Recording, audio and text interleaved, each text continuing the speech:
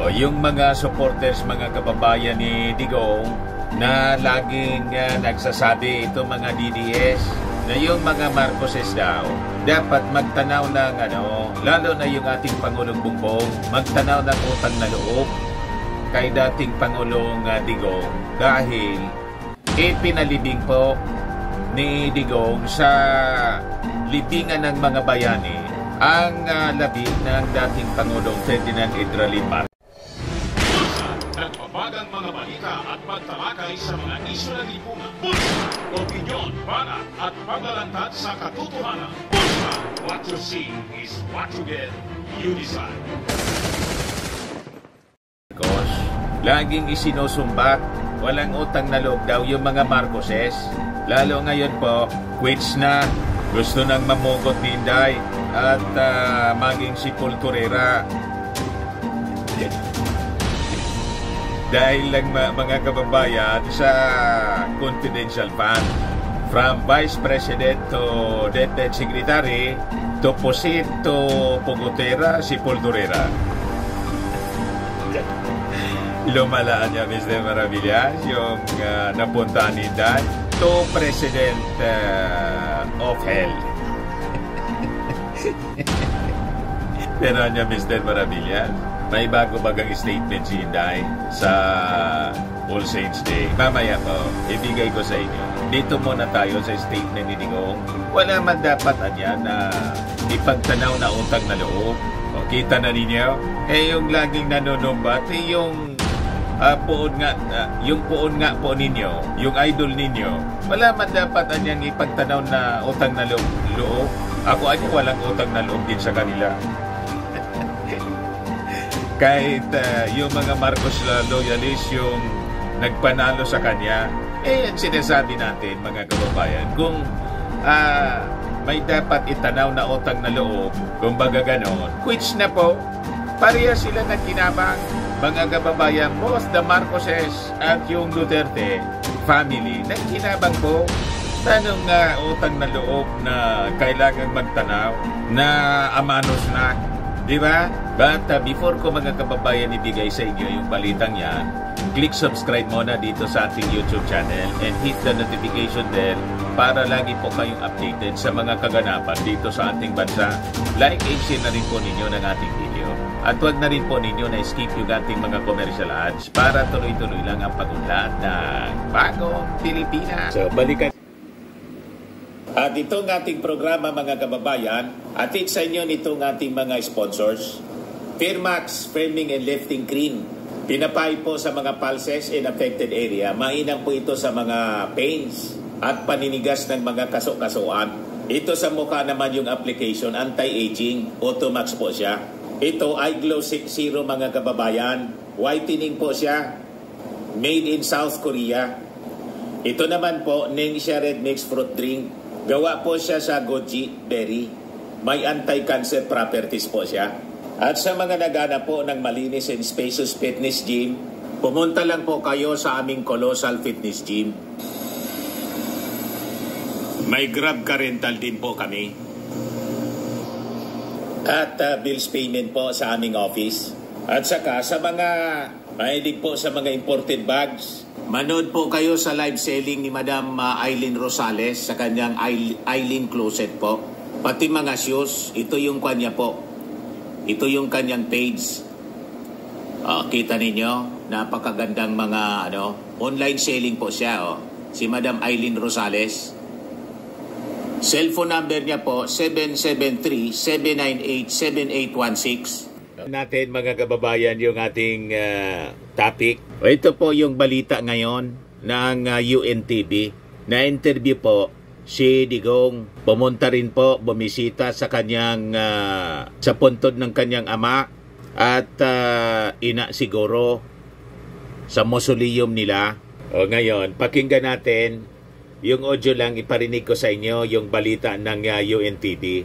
Ating Pangulong Rodrigo Duterte na ang nagsabi na walang utang na loob na dapat tanawin sa kanya ang pamilya Marcos.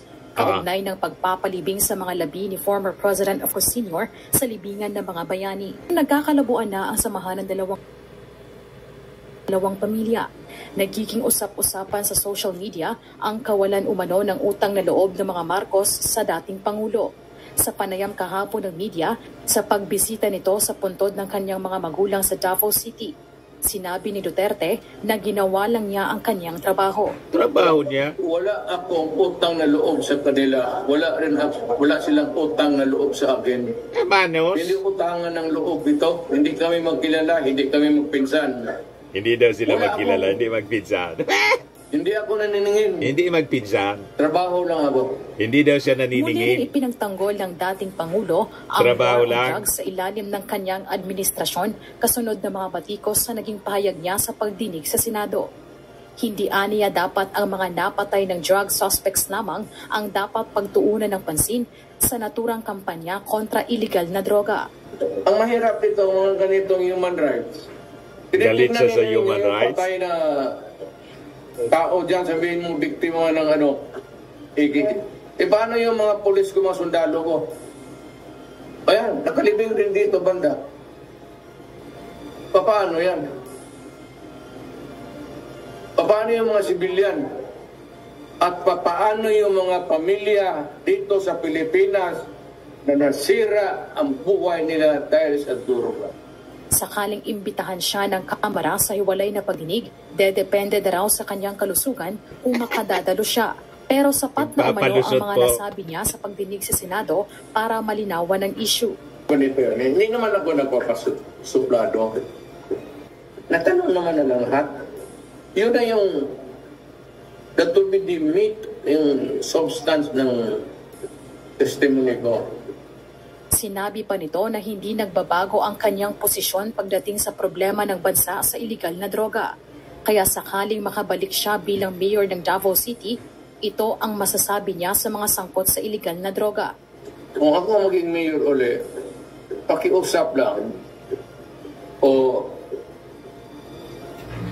talagang galing sa loob ang lumayo na lang kayo ang Davao. At The same warning mga kababayan, lumayasan niya kayo rito sa Davao. Walang rape, walang droga, walang perang masayang. Walang remorse po si Digong. Gumagastos. Nilalagay niya sa kanyang kamay yung batas. Dapat may due process. Kasi ito na ito mamatay. Marisol Montaño, Ayan o, nananalangin din si Digong, mga kababayan, sa puntod ng kanyang nanay at tatay. Dapat wag na siya mag-offer ng panalangin kasi baka hindi man sila magkita. Malamang magkasama sila ni Inday kasi si Inday gusto magpresidente sa impyerno. Ikaw talaga niya, Mr. Marabi. Di ba, yan ang sabi ni Inday? Pero si Inday, parehas ni Digong, may offer po ang panalangin. May mensahe sa All Souls Day. Baka patungkol sa mga kaluluwa na nasa impyerno.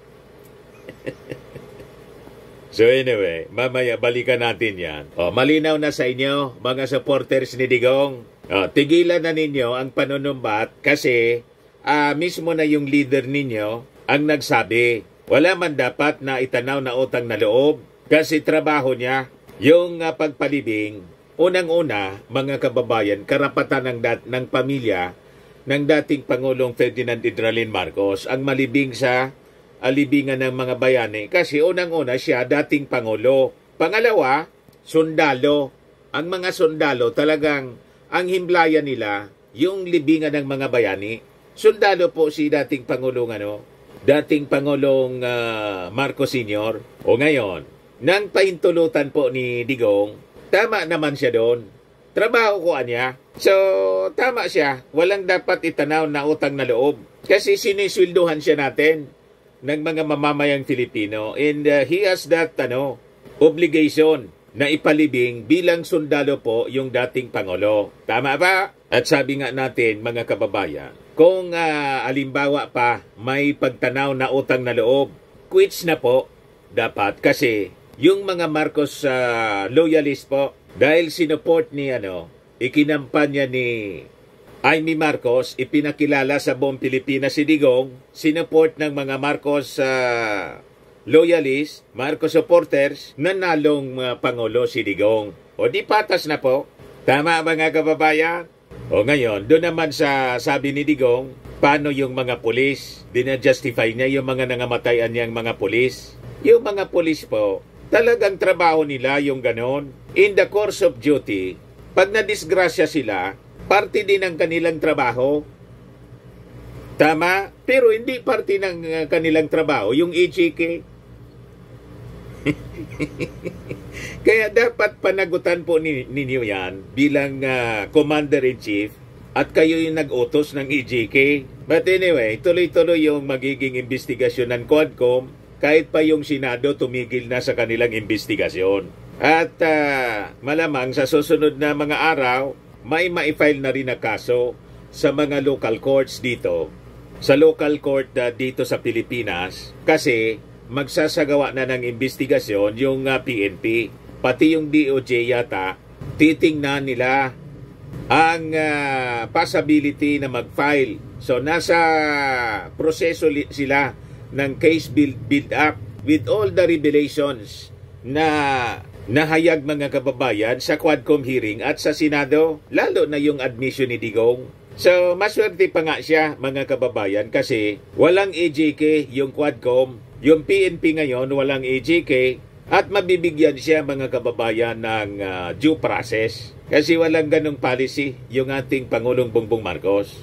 O ngayon, si Inday naman po mga kababayan, ito yung latest dito sa balita. Ang background niya na po, kinokondisyon na ni Inday ang kanyang direction po talagang maging presidente ng impyerno.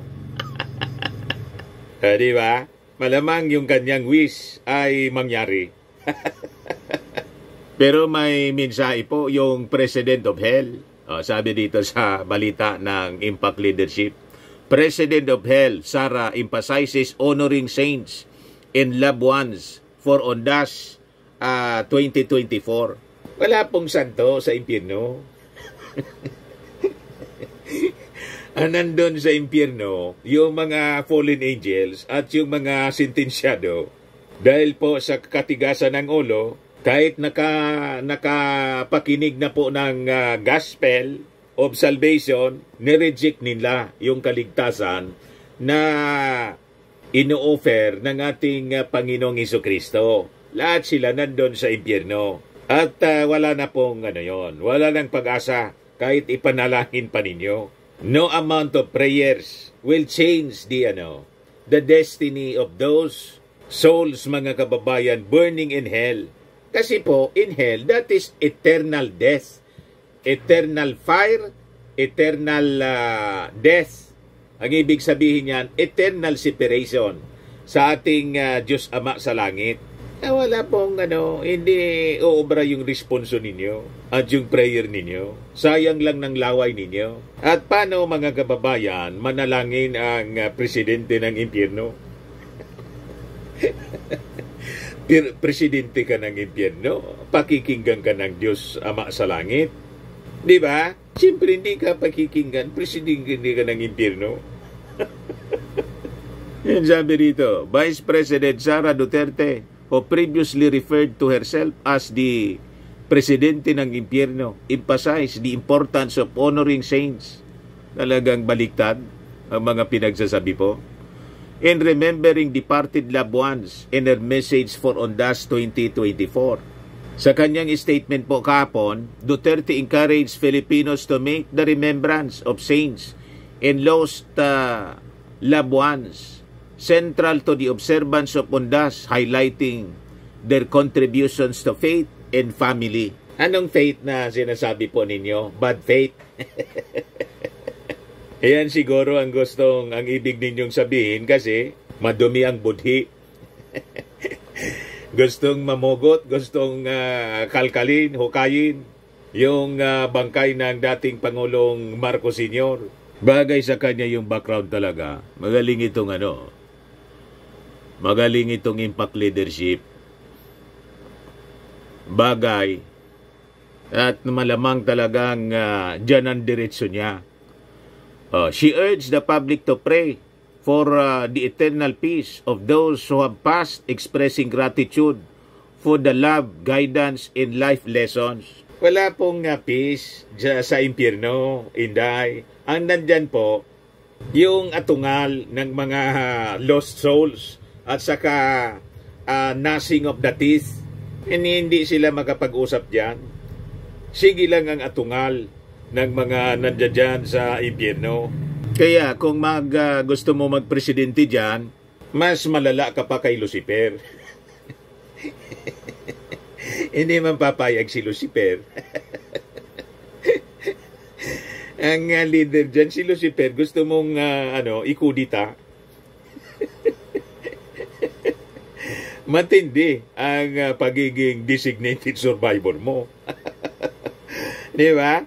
Sabi diyan, Duterte also underscored the importance of the saints' holiness in strengthening faith, suggesting that Filipinos bring their fears to them in prayer, hoping to lighten their life's burdens. Kaya siguro, matapos na magpa-Halloween press con ka noong isang linggo, dumiritso doon sa nag-church si Inday, before na namigay mga kababayan sa mga bata, namigay ng fishball. Nagpa-Baclaran Church yata yon, tama? Baclaran Church. She further called on the nation to unite in prayer for peace and resilience amid challenges of corruption and self-interest that undermine the country. Yung corruption po, nandun sa paggamit ng confidential funds. Malinaw na corruption yun. Di ba, Inday? Para malighten yung burden mo, harapin mo yung investigasyon ng Congress. Kasi yung sinasabi mong corruption, nandun po. Yun ang talagang glaring corruption. Lantadan yun. Imagine yung presyo ng renta ng safe house, 45,000 ay 47,000 yung bawat isa per day. Yung iba, 250,000. At saka yung corruption doon sa 15 million na ginamit sa Youth Leader Summit, pero na Bulgar, wala man palang ni-release na pondo sa kanila. Kwarta nila yung ginastos. Yun ang korupsyon. Tapos yung sinasabi mong unite, umalis ka nga po sa unity team. Kaya po, ang ka-unity team na ngayon ng Pangulong Bongbong, si dating Vice President Leni Robredo. Unipink na. Ayan yung mensahe ni Inday. Sa ating mga pagtitipon ay ipagdasal natin ang maluwalhating kapayapaan ng kaluluwa ng mga pumanaw kasabay ng ating pagpapasalamat sa kanilang pagmamahal, gabay at mga aral na ipinamana nila sa atin. Walang kapayapaan sa impyerno po. Sama-sama rin nating ipagdasal ang kapayapaan at katatagan ng ating bansa sa harap ng mga hamon ng kasamaan. Ang kasamaan po galing sa kampo ninyo. Katiwalian at mga pansariling interes para sa yaman at kapangyarihan ng ilan. Dapat po yan na message ninyo. Binabasa ninyo yan sa harap ng salamin at sinasabi ninyo yan sa sarili ninyo at sa tatay mo. Di ba? Saktong-sakto yan ang minsaheng yan. Hindi yan para sa ating Pangulo. Para mismo yan sa'yo. Tama? Huwag kami, Inday. Kayo-kayo na lang yung naniniwala sa mga pinagsasabi ninyo. Ang ebidensya, ang paglagapak ng approval ratings ninyo, trust ratings. Talo ka na ni Martin Romualdez. Yan Si Martin Romualdez, 65 approval rating. Si Inday, 52 lang po. Ang trust rating ni Inday, 57. Trust rating ni Martin,